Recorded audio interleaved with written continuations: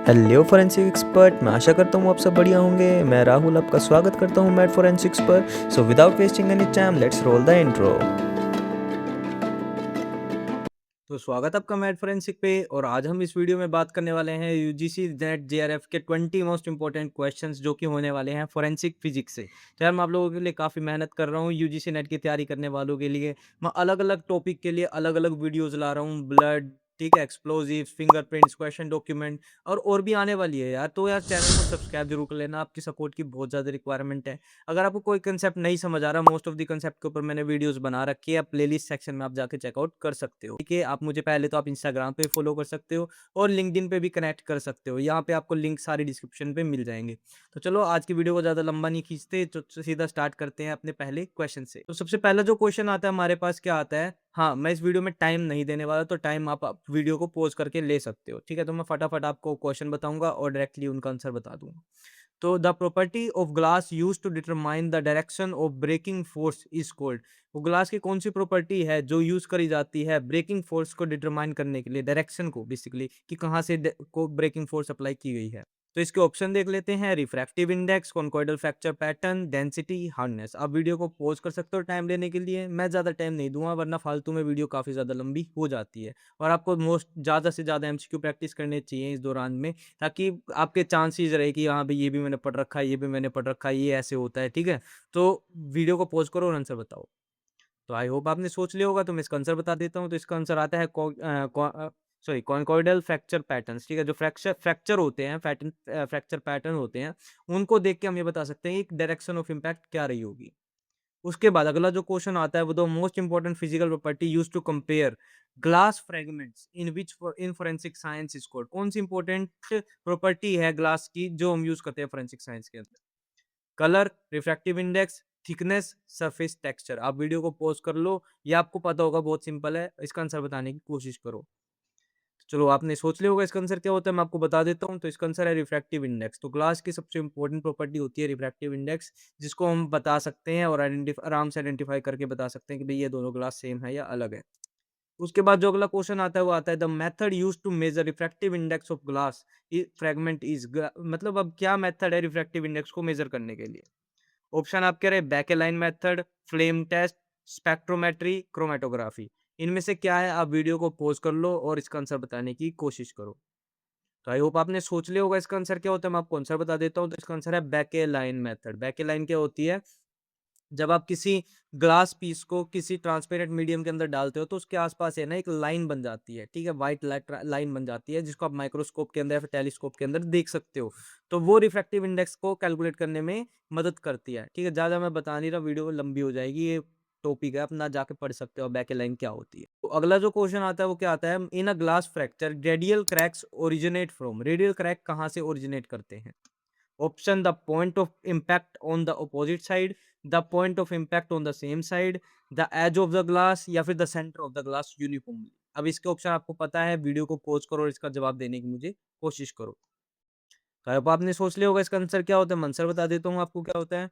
तो आंसर होता है the point of impact on the same side. जहां पे भी, अब पहली बार बात बताई थी कि फ्रैक्चर की डायरेक्शन बताने के लिए, जो इम्पैक्ट डायरेक्शन बताने के लिए कहाँ से देखा जाता है, रेडियल उसको फ्रैक्चर को देखा जाता है। फ्रैक्चर में भी कहाँ से? जहाँ पे सेम जिस साइड से पड़ा होगा उसी साइड फ्रैक्चर से ओरिजिनेट होता है रेडियल फ्रैक्चर। अब इसके बाद 3R rule in the glass fracture analysis state that. 3R rule क्या कहता है? अब radial cracks from right angle on reverse side, ridges, rips or rings are always present, diffractive index, resilience and rigidity are measured, radial reflected and refracted lines are analyzed। इनमें से क्या हो सकता है? आप वीडियो को पॉज करके मुझे जवाब देने की कोशिश करो। तो आई होप आपने सोच लिया होगा इसका आंसर क्या होता है। मैं आंसर बता देता हूँ। तो इसका आंसर है रेडियल क्रैक्स, जो कि होते हैं, फॉर्म करते हैं कहाँ पे? राइट एंगल पे फॉर्म करते हैं, ऑन द रिवर्स साइड, उल्टी साइड पे। ठीक है, तो ये जो चीजें होती है 3R रूल अपना कहता है। तो जो अगला क्वेश्चन आता है वो आता है, the individualization mark left on a surface by a tool that are unique to the specific tool are called. ठीक है, जो इंडिविजुअलाइजेशन मार्क होते हैं उनको क्या बोला जाता है? बहुत सिंपल सा है, class characteristic, individual characteristic, accidental characteristic, या फिर मैन्युफैक्चर कैरेक्टरिस्टिक्स। ये तो बहुत सिंपल सा ही है, आपको नाम से ही देख के समझ आ गया होगा क्या होता है। फिर भी वीडियो को पॉज कर सकते हो, इसका आंसर देने की कोशिश कर सकते हो। और हाँ, आप मुझे अब आंसर है ना कमेंट सेक्शन में बताना कि आपके कितने आंसर सही रहे 20 में से। ठीक है, तो इसका आंसर मैं आपको बता देता हूँ। तो इंडिविजुअल कैरेक्टरिस्टिक्स बोला जाता है, जो कि इंडिविजुअलाइजेशन में यूज की जाती है। A tool mark produced when a tool slides across a surface leaving a series of parallel striation is called। मतलब जब एक दूसरे पे टूल घिसता है उसकी वजह से कुछ लाइनें पड़ जाती है जिनको स्टायरेशन लाइंस बोला जाता है। उसको क्या बोला जाता है? तो बहुत सिंपल सा है, compression mark, indentation mark, striation mark या फिर एब्रेशन मार्क। नाम से ही समझ आ रहा है यार, इसमें तो कुछ देखने की भी ज़रूरत नहीं है। तो वीडियो को पॉज़ कर लो वरना मैं इसका आंसर सीधा ही बता रहा हूँ, बहुत सिंपल सा आंसर है यार इसका। स्टायरेशन मार्क ही उसको बोला जाता है। तो अगला जो क्वेश्चन आता है वो आता है the best method to preserve a three dimensional tool mark और footwear impression at the crime scene is. ठीक है, तो इसका ऑप्शन देख लेते हैं। Photography, casting with dental stone और plaster of Paris, lifting with adhesive tape या फिर स्केचिंग द इंप्रेशन। आप वीडियो को पॉज कर सकते हो, ये भी कोई ज्यादा बड़ा नहीं है, बहुत सिंपल सा ही है, आपको समझ जाना चाहिए कि आंसर क्या होगा इसका। तो आई होप आपने सोच लिया होगा इसका आंसर क्या होता है। मैं आंसर बता देता हूँ। तो कास्टिंग इसका सबसे बढ़िया एग्जांपल होता है जो थ्री डायमेंशनल को स्टोर करने में हमारी हेल्प करता है, चाहे वो डेंटल स्टोन से करें हम, चाहे वो प्लास्टर ऑफ पेरिस से। Tyre tracks evidence is useful in forensic investigation for, किसके पर्पज के लिए हम टायर ट्रैक को यूज कर सकते हैं? तो ऑप्शन रहे identifying the driver, identify vehicle make model direction of travel, determine the speed of vehicle या फिर calculating the weight of vehicle. आप वीडियो को पॉज कर सकते हो, इनमें से हम क्या बेस्ट आइडेंटिफाई कर सकते हैं टायर ट्रैक की मदद से। तो अब आपने सोच लिया होगा इसका आंसर क्या होता है, मैं आंसर बता देता हूँ। तो आंसर होता है व्हीकल के मेकर को हम बता सकते हैं कि ठीक है, मॉडल भी बता सकते हैं और डायरेक्शन और ट्रैवल भी बता सकते हैं कि भाई डायरेक्ट टायर के मार्क देख के कि कहाँ जा रहा है, ठीक है, कौन सा मॉडल हो सकता है या फिर कौन सी गाड़ी में, क्योंकि आपको पता होना चाहिए ये सब भी स्पेसिफिक होते हैं स्पेसिफिक गाड़ियों से। तो जो हम उसके पास हमारे पास पूरा चार्ट होता है, हम कंपेयर कर सकते हैं उससे। अगला जो क्वेश्चन आता है वो आता है forensic examination of question document uses which physical property of ink to determine its age. जो इंक की डिटर्मिनेशन में जो एज हम डिटरमाइन करते हैं वो कौन सी प्रॉपर्टी को यूज करा जाता है? Viscosity, colour, solvent evaporation rate या फिर सरफेस टेंशन। ठीक है, तो इसका मैंने क्वेश्चन डॉक्यूमेंट वाले में भी एक क्वेश्चन बताया था तो आपको, तो अभी वीडियो को पॉज करके आप आंसर देने की कोशिश कर सकते हो। तो आपने आई होप आपने सोच लिया होगा इसका आंसर क्या होता है। मैं आंसर बता देता हूँ। तो सोलवेंट इवापोरेशन रेट को हम देख के बताते हैं कि एज कितनी होगी इनकी। ठीक है, मतलब बताया था ना फेड हो जाना, कितना फेड हो रहा है, तो एक तरीके से वही होता है। तो अगला जो क्वेश्चन आता है हमारे पास वो आता है the length of skid mark at road accident scene is use to calculate. ठीक है, लेंथ ऑफ जो स्किड मार्क होती है, स्किड मार्क क्या होता है, जब हम ब्रेक अप्लाई करते हैं तो गाड़ी कुछ खिसकती है आगे और उसकी वजह से कुछ ट्रैक मार्क्स पड़ जाते हैं जिसको स्किड मार्क बोला जाता है। तो उसकी जो लेंथ है उसको देख के हम क्या बता सकते हैं? काफी इंपॉर्टेंट क्वेश्चन है। Direction of travel, pre impact speed of vehicle, weight of vehicle या फिर नंबर ऑफ ऑक्यूपेंट्स। जिससे क्या बता सकते हैं, वीडियो को पॉज करके आप आंसर देने की कोशिश करो। अरे वो आपने सोच लिया होगा इसका आंसर क्या होता है, मैं आंसर बता रहा हूँ। तो आंसर होता है pre impact speed of vehicle. जो उसकी गाड़ी की स्पीड पहले रही होगी ब्रेक मारने से पहले, हम वो बता सकते हैं उसके स्किड मार्क को देख के। उसका एक फॉर्मूला होता है, मैं यहाँ पे मेंशन कर दूंगा। अगला जो क्वेश्चन आता है वो आता है the formula use to estimate vehicle speed from skid mark length is. ठीक है, अब ये फॉर्मूला ही पूछ रहा है डायरेक्टली क्या होता है। अब ये यहाँ पे अभी फॉर्मूले देख सकते हो, यहाँ पे क्या-क्या होता है। आप वीडियो को पॉज़ कर लो, मैं बोलने वाला नहीं हूँ, ये बोलने में कॉम्प्लिकेटेड सा रह जाएगा। तो आप वीडियो को पॉज़ करके इसका आंसर दे सकते हो। तो आपने सोच लिया होगा इसकी आंसर क्या होता है इसका, मैंने शायद पहले भी फ़ोटोग्राफ़ी दिखाई दी होगी इसकी, क्या फ़ॉर्मूला है। तो इसका आंसर होता है V is equal to under root 2 mu coefficient friction coefficient होता है, G अपनी ग्रेविटी होती है, D अपना डिस्टेंस होता है स्किड का। ठीक है, वी अपनी वेलोसिटी होती है, तो ये हमारा फॉर्मूला होता है। उसके बाद अगला जो क्वेश्चन आता है the in accident reconstruction the coefficient of friction mu between tyres and road surface is used to determine. ये न्यू किस लिए यूज किया जाता है एक्सीडेंट के केस में? बस the colour of the vehicle हो ही नहीं सकता, declaration of force acting on vehicle, engine capacity या फिर नंबर ऑफ एक्सेल्स। क्या हो सकता है? बहुत सिंपल सही है, ज्यादा मुश्किल तो नहीं है। वीडियो को आप पॉज कर सकते हो, आंसर देने की कोशिश करो। तो आई होप आपने सोच लिया होगा इसका आंसर क्या होता है। मैं आंसर बता देता हूँ। तो इसका आंसर है declaration of force acting on the vehicle. मतलब कितनी फोर्स लग रही है उस व्हीकल के ऊपर, हम ये बता सकते हैं कोफिशिएंट ऑफ फ्रिक्शन की मदद से। Newton third law of motion every action has an equal and opposite reaction is applied in forensic physics to understand what. ठीक है, अब ऑप्शन देख लेते हैं। Glass fracture patterns, recoil in firearm and collision, ink drawing and document, soil particle movements. ये भी बहुत simple सा क्वेश्चन है। आप वीडियो को पॉज कर लो और इसका आंसर देने की कोशिश करो। तो आई होप आपने इसका आंसर सोच लिया होगा। तो रिकॉइल वगैरह को हम देखने के लिए इसमें इस प्रिंसिपल का यूज़ करते हैं, क्योंकि जब हम बुलेट चलाते हैं तो उतना इम्पैक्ट पीछे भी पड़ता है। ठीक है, आपको दिखाने की भी कोशिश करूँगा मैं पूरी की पूरी। तो रिकॉइल तो आपको पता ही होगा, जो फ्री फायर या पबजी खेलते हैं उनको तो पता ही होगा रिकॉइल क्या होता है। अगला क्वेश्चन हम देख लेते हैं the transfer of physical material air fibre between two surface in contact is based on. किसके ऊपर बेस्ड है?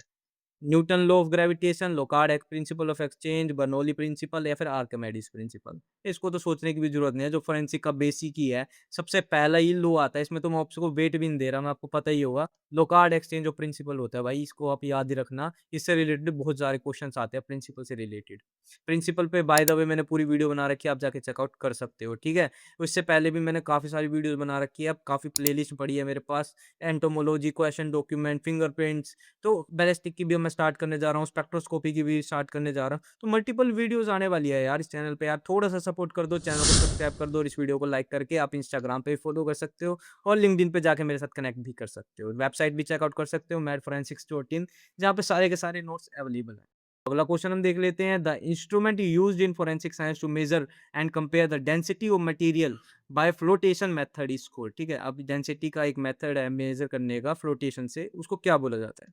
बहुत सिंपल ही है, ज़्यादा मुश्किल नहीं है। स्पेक्ट्रोमीटर, डेंसिटी ग्रेडियंट कॉलम, रिफ्रैक्ट्रोमीटर या फिर पोलैरिमीटर। ठीक, इसको क्या बोला जाता है? आप वीडियो को पॉज कर लो, इसका आंसर देने की कोशिश करो। फिजिक्स है ना भाई, बहुत ज़्यादा सिंपल क्वेश्चन आते हैं, ठीक है? तो इसमें ज़्यादा सोचने की भी ज़रूरत नहीं होती। तो मैं इसका आंसर आपको बता देता हूँ कि क्या होता है। तो डेंसिटी ग्रेडियंट मेथड होता है डेंसिटी को कैलकुलेट करने के लिए। तो आप भी कुछ भी ना समझ आ रहा हो ना, आपको डेंसिटी डेंसिटी दिख रहा है ना, तो आप इसको टिक करके आ सकते हो। तुक्का मारने के भी कुछ तरीके होते हैं जो आपको पता। एक्स-रे डिफ्रैक्शन यानी कि जिसको हम एक्सआरडी बोल देते हैं, in forensic science is predominantly used to, किस लिए इसको यूज़ किया जाता है, ठीक है? तो ऑप्शन इसके रहे identify DNA sequence, identify crystalline substance and their structure, analysis blood stains, compare handwriting samples. अब फोरेंसिक फिजिक्स से रिलेटेड क्वेश्चन तो आपको समझ आ जाना चाहिए किसकी बात कर रहे हैं, तो वीडियो को पॉज़ करके इसका आंसर देने की कोशिश करो। तो आई होप आपने सोच लिया होगा इसका आंसर, मैं आपको आंसर बता देता हूँ। तो इसका आंसर है identify crystalline substance and their structure के लिए हम एक्स-रे का यूज़ करते हैं। अगला जो क्वेश्चन आता है स्कैनिंग इलेक्ट्रॉन माइक्रो, जिसको सैम या फिर टैम भी बोल दिया जाता है, टैम ट्रांसमिशन इलेक्ट्रॉन माइक्रोस्कोप।